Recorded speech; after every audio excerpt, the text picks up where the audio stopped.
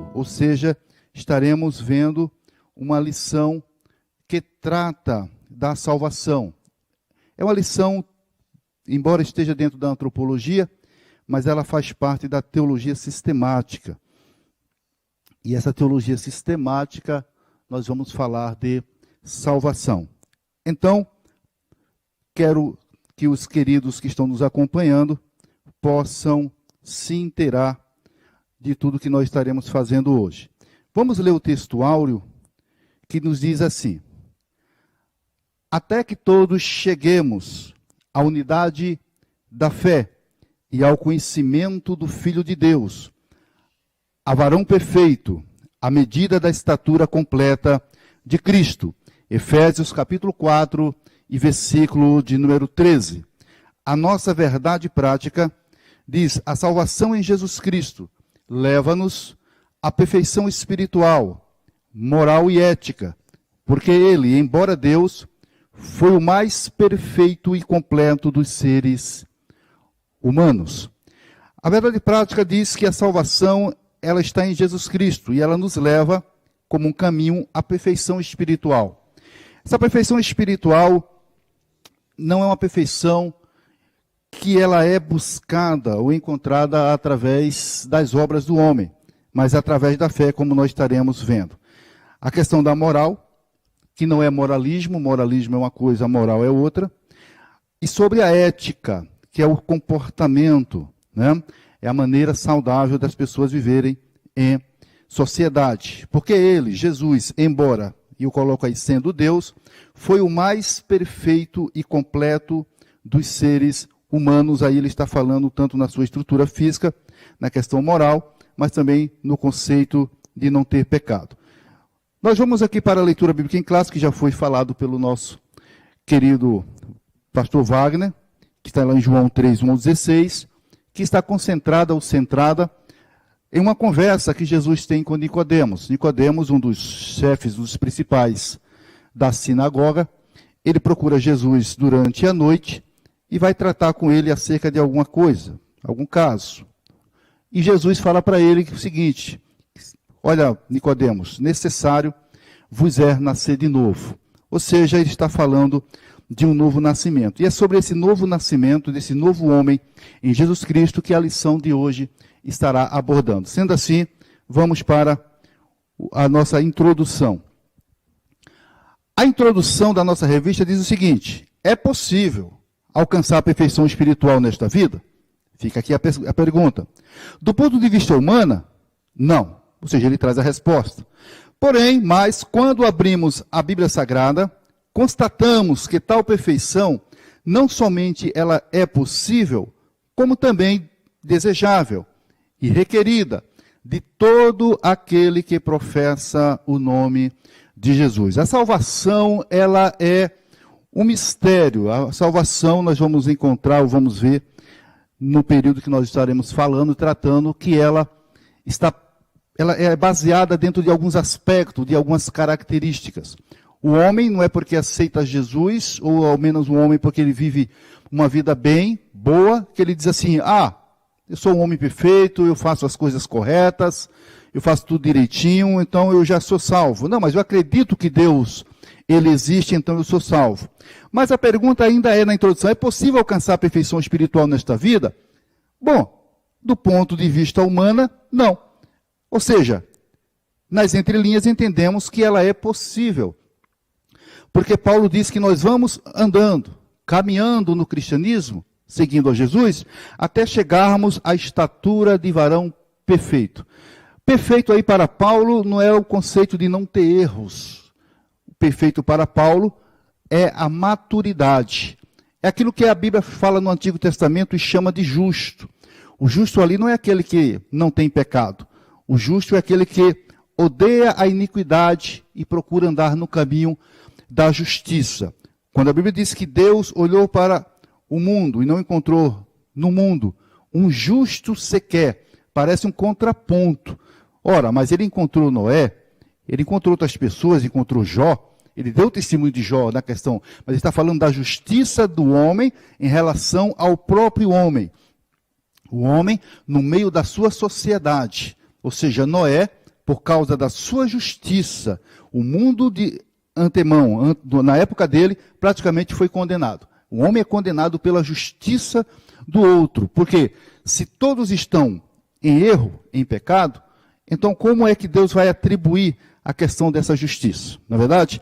Vamos ver, Ló entra em Sodoma. Quando Ló entra em Sodoma, Ló era tido em contraponto com aqueles homens, é tido visto como justo. De maneira que Deus tira Ló e sua família, né, ele e as suas filhas, que a esposa ficou no caminho, não mostrou que era tão justa assim, e aquela cidade foi totalmente condenada, né? Bom, a igreja hoje está no meio deste mundo corrupto. A igreja precisa amar a justiça, e o homem que se diz salvo, o homem que se diz uma nova criatura, ele precisa estar fazendo a diferença. Hoje, quem está condenando o mundo é a descrença do mundo na palavra de Deus. João diz que aquele que não acredita na palavra de Deus, esse mesmo está se condenando. Ele diz, e a condenação é esta, né? Que aquele que rejeita a palavra, a pregação da verdade, este está se condenando. Amém? Vamos para o primeiro ponto, que diz o seguinte: o nascimento do novo homem.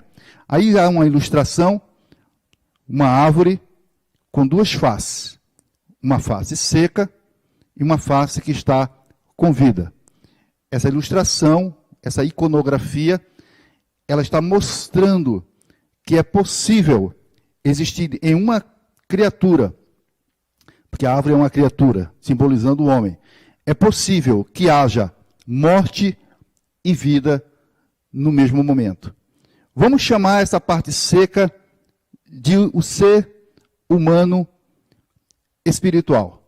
E vamos chamar essa parte verde de a questão do corpo. Está vivo, mas a parte espiritual está morta. Agora vamos colocar essa pessoa aceitando a Cristo, vindo para o Evangelho. O velho homem, ele precisa morrer, e o nascimento de um novo homem. Eu posso interpretar a iconografia da maneira que nós queremos interpretar. Então, pense nessa manhã, nessas duas partes.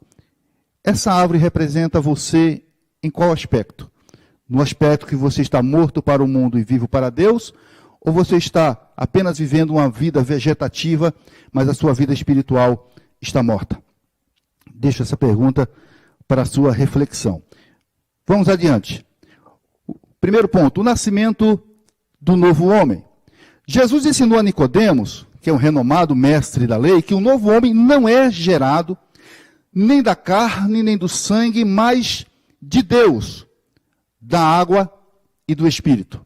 Vou repetir, o novo homem é gerado, não é gerado do sangue, mas ele é gerado de Deus, não da vontade da carne, não apenas de uma fecundação humana entre duas pessoas, mas ele é gerado, ele é nascido da vontade de Deus, ele é passado, e a água aqui pode representar duas coisas.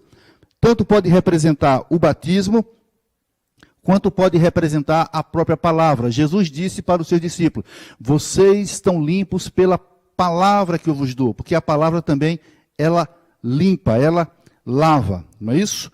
E também do Espírito Santo, sem dizer que a água também representa o Espírito Santo. Vejamos lá no Salmo que diz que do trono de Deus sai um rio, cujas águas alegram a cidade de Deus. E essas águas é o turbilhão, é a força, o poder, a presença maravilhosa do Espírito Santo na vida do ser humano. Continuando aqui, nós vemos que, primeiro, não nascidos do sangue nem da carne. Então, no prólogo do seu evangelho, ou seja, no início, na introdução, o apóstolo João afiança que o novo homem em Cristo é, antes de tudo, uma criação espiritual. Não é gerado nem do sangue nem da carne, mas de Deus. João 1, 12 e 13. Apesar do pecado do primeiro Adão, nós podemos renascer para Deus através dos méritos de Jesus, que é considerado, chamado por Paulo, lá em Romanos, como o último Adão. Ou seja, Adão é a gênese de toda a humanidade, porque dos lombos de Adão vem toda a fecundidade e multiplicação do ser humano. Nós crescemos, nós humanos, homens, crescemos e enchemos a terra. Mas todos eles herdaram, todos nós herdamos o pecado de Adão, que é chamado de pecado original. E este pecado original, ele precisaria ser quebrado, essa sua transferência, né, de geração para geração. Por isso, Jesus, sendo chamado de último Adão pela própria Bíblia, ele nasce de algo que para a biologia é praticamente impossível, mas que está escrito na Bíblia. Quando a primeira profecia bíblica para a salvação, que está lá no Gênesis, Deus diz, da semente da mulher nascerá um varão, da semente da mulher. Biologicamente, a mulher não tem semente, quem tem semente é o homem. Mas aí está inserido o milagre da salvação de Deus. A mulher concebeu sendo uma própria semente, porque ela vingou pela ação do Espírito Santo de Deus. É por isso que é um milagre. Ou seja, Jesus tem participação com a humanidade, porque está lá em João 1,14. E o verbo se fez carne. Né? Porque lá em João 1,1, João diz o seguinte, no princípio era o verbo, e o verbo estava com Deus, e o verbo era Deus. No grego diz, no princípio era o verbo estava com Deus, e Deus era o verbo. Vamos trocar verbo por palavra, que é como está no grego. No princípio era a palavra estava com Deus, e a palavra era Deus no grego, e Deus era a palavra. Né? Há uma certa modificação no sentido, Deus era a palavra. Então, essa palavra, lá em João 1,14, tabernaculou, tomou a humanidade, e o verbo e a palavra se fez, tomou a humanidade. E ele toma a humanidade a partir de Maria, certo? Não pela semente do homem, porque Maria não teve contato com o homem para que fosse fecundada, mas através do Espírito Santo. Daí Jesus nasce sendo o nosso representante, sendo chamado o último Adão, e sendo representante da humanidade, pode se apresentar diante de Deus por nós. Por isso que Estevão, quando estava à beira da morte, após a ressurreição de Jesus, quando ele pregou para os judeus e foi apedrejado, ele disse, eis que vejo os céus abertos, e o Filho do Homem, à destra de Deus. Ou seja, o que está à destra? É uma linguagem que traz o conceito de defesa. O advogado de defesa, ele está sempre à direita, né, junto com o réu, e o promotor está sempre à esquerda para acusar. Mas Jesus está à direita de Deus para interceder pela humanidade. Afinal de contas, Paulo diz, escrevendo a Timóteo, porque é um só mediador entre Deus e os homens, Jesus, homem. Ele não fala Jesus, Deus, ele fala Jesus, homem. Aqui continuando, ainda no nascido do sangue e da carne, ele diz que a atuação do Espírito Santo no interior do ser humano é o milagre mais expressivo que Deus pode operar em nossa vida. Ao nascer de novo, o homem experimenta um novo Gênesis, ou seja, um novo nascimento, a comunhão plena com o Pai Celeste, porque essa comunhão havia sido quebrada. Vejamos que lá no Gênesis, Deus, ele, na virada do dia, que a gente subentende pelo tempo hebreu, que corresponde às 18 horas, porque à tarde e manhã, é assim que a Bíblia conta, né?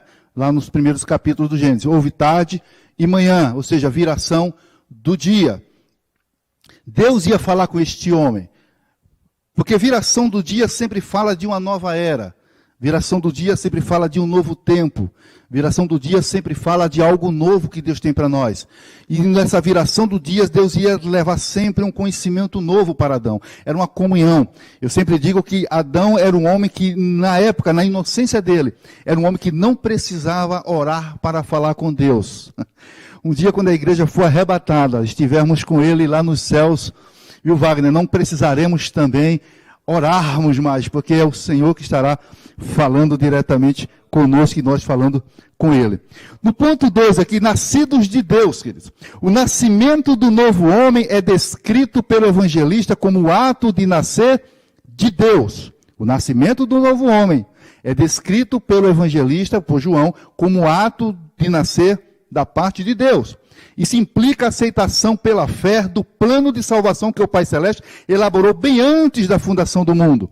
Tornar-se nova criatura em Cristo é o auge da bem-aventurança humana. Está lá em 2 Coríntios 5,17. Ou seja, ser uma nova criatura, quem nasce de Cristo. Logo, nascer de Deus é tornar-se filho de Deus pela fé. Vejamos, dentro do estudo da salvação, nós precisamos entender que existem alguns aspectos. O aspecto que a nossa lição de hoje, ela traz três. Ela traz a regeneração, que é isso que nós estamos falando, nascer de Deus. Ela traz o conceito da justificação e a santificação. Mas antes de ir lá para frente, eu quero dizer que o nascer de Deus, ele precisa ter um aspecto anterior a isso aí, que chama-se arrependimento. Ninguém nasce de Deus de uma hora para outra porque quer. É necessário para que haja esse agir do Espírito Santo, haja dois aspectos. Primeiro, o arrependimento, que é a metanoia. Esse arrependimento é olhar para si e dizer assim, eu estou errado, eu preciso mudar. Porque a regeneração, aqui ele está falando nascido de Deus, mas a regeneração, ela pode ter dois aspectos. Ela pode ter o aspecto espiritual, que ela vem através do arrependimento, e após o arrependimento haver a conversão, porque havendo a conversão, a pessoa entrega-se a Jesus. Mas eu posso entender também, e eu vou falar agora no nível horizontal, que é possível acontecer o arrependimento, é possível acontecer a regeneração, estou falando horizontalmente, e não necessariamente a conversão. Eu vou explicar. Aí é por isso que a pessoa não nasce de Deus. Porque tem muita gente que diz, não, mas eu sou nascido de Deus, eu sou uma pessoa boa. Eu faço tudo que é bonzinho, eu faço tudo que é certo, eu não mato, eu não roubo. É uma pessoa regenerada. É uma pessoa que sabe o que é certo e errado. Isso chama-se ética. Dentro da ética, nós andamos de acordo com a lei. Com a lei, nós andamos em conceito com os nossos semelhantes e também na questão da moral. Isso não salva, isso são obras, isso é obrigação. Agora, biblicamente falando, espiritualmente falando, é preciso haver esse conceito de que está errado, arrepender-se. Após o arrependimento, que é essa metanoia, chegar à conversão. E essa conversão é feita pela fé. E essa fé não é a fé comum. Apenas saber que Deus existe. É a fé para a salvação. É crer que Ele é capaz e necessário para que eu possa ter comunhão com Deus e aliançar-me novamente em comunhão com Ele e com seu Espírito. Quando as pessoas apenas entram no conceito do arrependimento, mas não se converte, ou apenas se regenera socialmente, por exemplo, Paulo diz, olha, quem roubava, não roube mais. Quem matava, não mate mais. Quem adulterava, não adultere mais. Quem fazia as coisas erradas, deixe de fazer. Paulo está tratando na questão de uma pessoa regenerada, mas que nasceu de novo. E que nasceu de novo e que precisaria ser regenerado. Porque precisa desses aspectos. Se a pessoa apenas se convence de que está errado, para de fazer o que está errado e socialmente anda direitinho, é convencido, não é convertido. Ele está regenerado, mas não está salvo. Porque ele se torna, às vezes, nem um religioso, mas se torna uma excelente pessoa dentro da sociedade. E a gente diz, nossa, fulano de tal, se ele deu a palavra dele, ele vai cumprir. É uma pessoa que, sabe, certíssima, correta, como devem ser todos os homens, salvos ou não salvos. Mas, olhando para as suas próprias obras, ele diz que, não, mas eu sou uma pessoa boa. Não é possível que Deus vai me lançar para o inferno, etc. e tal. É por isso que a salvação abrange antes de nascer de novo, antes dessa regeneração, que essa regeneração aqui não é apenas o conceito do homem, é uma regeneração no qual o Espírito Santo age no coração do homem. Por isso que Jesus disse, necessário vos é nascer de novo, é necessário nascer da água e do Espírito. Ninguém chega a Cristo a não ser pela palavra de Deus. É possível eu saber quem é Jesus, no conceito do conhecimento, da sabedoria, mas não da comunhão. Eu só vou ter conhecimento de Jesus a partir da comunhão, a partir do momento em que eu comungo com Ele, no sentido de me converter a Ele, passando pela palavra, que é pela água, que é a palavra. Esta é a palavra. Paulo diz que o crer vem pelo ouvir, ou seja, a fé vem pelo ouvir, e o ouvir a palavra de Deus. Quando alguém diz, mas eu acredito, mas não se converte, está se tornando apenas um religioso ativo. Fala de Deus, acredita em Deus, que todas as criaturas devem fazer, mas precisa nascer de novo. E quem era Nicodemos? Dos principais conhecedores da lei. Um homem que era doutor da lei. Um homem que guardava o sábado, ia no templo, dava os seus dízimos. Era um homem religioso, um homem, sabe, como diz aqui o meu querido amigo Leandro, era um cara top, religiosamente falando.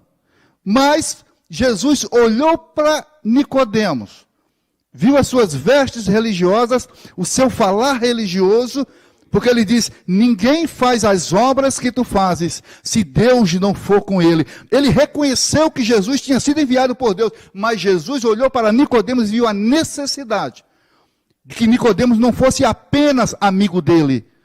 Nicodemos, eu não quero que você seja apenas o meu amigo. Eu quero que você seja o meu seguidor. Porque antes de ser amigo, é preciso ser discípulo. Jesus não falou apenas para os homens, vocês não são apenas... Jesus falou assim lá em João, é muito lindo, eu não vos chamo mais de servos, porque o servo não sabe o que faz o seu Senhor, mas eu os chamo de amigo. Ou seja, é preciso entender quem é Jesus. E Jesus estava dizendo para você, Nicodemos, quer ser meu amigo? Então você precisa me servir primeiro. Precisa servir. A partir que você está servindo, e só serve a Jesus quem é nascido de novo. Quem não é nascido de novo, só serve a religião, só serve a denominação, só serve ao grupo religioso a quem pertence. Agora, quem é nascido de Deus, serve a Jesus, anda com Jesus, sente o Espírito Santo. Jesus olhou para Nicodemos e disse, é necessário você nascer de Deus. É preciso você nascer de novo. Mas como pode ser isso? Vou entrar no ventre da minha mãe? Vou nascer novamente? E Jesus disse, mas que isso? Estou falando das coisas simples e você não está entendendo? Se eu falar de coisas mais profundas, como é que você vai entender? Certo? Então, o que nós vamos encontrar? Então, o primeiro aspecto, aqui para quem está nos acompanhando, antes de chegar essa geração do Espírito, que Paulo disse que somos gerados pelo Espírito, é preciso o arrependimento, a metanoia, a transformação da mente. Depois, se converter, a conversão. Veja que o filho pródigo, ele caiu em si, arrependeu-se, eu não deveria ter saído da casa do meu pai, eu vou voltar para lá. E ele volta, ele dá meia volta no que ele está fazendo e vem embora. E por vir embora, é converter-se, é dar meia volta na vida, mudar de direção e deixar de fazer aquilo que está fazendo. Ok? O ponto 3, eu vou depois falar dos 5 aspectos que envolvem a salvação. Então eu estou falando aqui, falei do arrependimento, da conversão, ok? Para chegar na geração. Então Jesus disse, nascer da água, o batismo em água só tem efeito salvador quando recebido pela fé. Amém. Se devidamente observado, simboliza não apenas a morte e a ressurreição de Cristo, isso é um símbolo, como também o renascimento espiritual daquele que o recebe como Salvador e Senhor. Aí entra um aspecto lá de Marcos 16 e 15, que ele vai falar lá na frente depois. Quem crê e for batizado. Mas o crer vem pelo ouvir a palavra. E a palavra já vai limpando. O batismo é um ritual externo da fé. Enquanto a palavra faz uma lavagem interna pela fé. Eu creio, sou lavado internamente. É onde a gente vai chegar no próximo ponto, que é a justificação. Sou lavado internamente, porque eu creio. Agora, exteriormente, é um ritual que não deixa de ser uma obra. Por quê? Porque enquanto Deus vê a fé, Deixa eu explicar melhor. A Bíblia diz que Abraão foi justificado pela fé e pelas obras. Pela fé diante de Deus, porque Deus vê a fé, mas não leva em consideração as obras. Pelas obras diante dos homens, porque os homens levam em consideração as obras. Eles olham o que nós fazemos, mas eles não consideram a nossa fé. É por isso que Abraão foi justificado pela fé e pelas obras. Pela fé diante de Deus e pelas obras diante do homem. A igreja é justificada pela fé diante de Deus e ela também é justificada pelos homens, pelas suas obras. Jesus disse assim para os seus discípulos: se as obras dos fariseus excederem, se as vossas obras não excederem em muito as obras dos fariseus, de maneira nenhuma vocês terão participação no reino de Deus. Aí eu faço uma pergunta aqui desta manhã: nascemos de novo? Somos gerados novamente pelo Espírito Santo? Qual é as obras que a nossa igreja e nós como cristãos estamos realizando? Qual é o julgamento que os homens estão fazendo de nós? Quando Jesus perguntou lá em Cesareia para os seus discípulos: o que dizem os filhos dos homens que eu sou? Cada um deu uma resposta. Um dos profetas: tu é isso, tu é aquilo outro, mas nenhum disse assim: estão dizendo que tu é um embusteiro, que tu é um enganador, que tu é isso, aquilo outro. Porque Jesus perguntou o que é que as pessoas dizem. Ele não disse assim: o que é que os religiosos dizem. Porque o ponto de vista do religioso para o homem que anda com Deus sempre é um ponto de vista errado. Uma das piores classes que Jesus enfrentou, ou talvez a pior classe, que contrapôs ao ensinamento de Jesus, que se colocou como barreira para a salvação do ser humano, foi o religioso. Lá em Mateus capítulo 23, Jesus diz o seguinte: ai de vós, escribas e fariseus, que vocês atravessam os mares, vai de um canto ao outro da terra, para tornar um prosélito. E quando vocês fazem eles prosélitos, os tornam pior do que vocês, lançando e os condenando para o inferno. É por isso que o crente, o cristão, que professa e prega essa palavra, vive nessa palavra, que diz que é seguidor de Jesus, precisa, a cada dia, olhar para si, arrepender-se, se converter e buscar uma renovação no Espírito Santo, para que Cristo possa ser visto em nós, e que o mundo lá fora possa, como aquela mulher lá em Sunem, olhou para Eliseu e disse: eu vejo verdadeiramente que este homem que passa por nós é um homem de Deus. E que a igreja possa ser sal e luz nesta terra. Mas para ser sal e luz, precisa estar cheia, precisa estar comportada de pessoas que, na verdade, tenham passado pelo novo nascimento. Ponto 4 diz aqui: nascido do Espírito Santo. No próximo slide. A regeneração só é possível através da atuação do Espírito Santo na vida do pecador. Veja, essa regeneração que está falando aqui é a regeneração do salvo. Só é possível através da atuação do Espírito Santo na vida do pecador arrependido. Porque mesmo que o mundo lá fora, o homem lá fora, ele mude de ideia, se regenere, bebia, não quer beber mais, adulterava, não quer adulterar mais, mas ele não se converteu, ele pode até dizer assim: não, estou errado, mas não teve um arrependimento pela fé salvífica, porque tem a salvação, tem a fé comum, a salvação que salva, e tem a fé como dom espiritual, que está lá no capítulo 11 aos Hebreus. Mesmo que ele não tenha alcançado isso aí, como eu já disse anteriormente, ele não passará de um excelente indivíduo. Mas quando ele vem para Jesus, o Espírito Santo vai procurar convencê-lo, porque ele convence do pecado, da justiça e do juízo, convencê-lo a parar de uma vez por toda a fazer aquilo que ele fazia antes. É ele, o Espírito Santo, que opera o novo nascimento. João 13,6. Este ato regenerador não pode ser explicado em linguagem humana. Somente a partir dessa ação sobrenatural em nossa alma é que o novo homem em Cristo torna-se possível. Gálatas 6,15. Temos aí a genuína conversão. Quando há a ação do Espírito Santo na nossa vida. Bom, vamos adiante.